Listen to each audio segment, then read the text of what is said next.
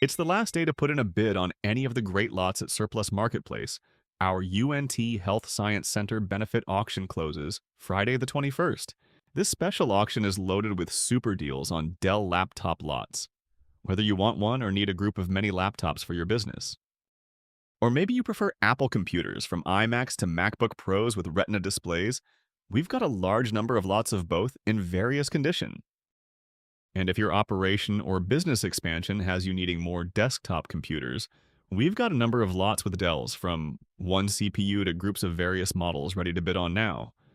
If that's the case, then you'll want to also bid on one or more of these monitor and display lots with quantities of one or many with various brands and screen sizes to pick from. But don't forget to also check out the miscellaneous items and assorted goods we've bundled into lots for you, like this one with various office and clinic equipment, or this other bundle of multiple workgroup and laser printers.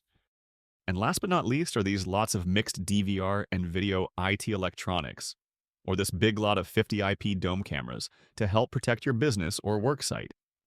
Remember, this auction closes Friday, so head on over to our auction portal at surplusmarketplace.com and register to bid now.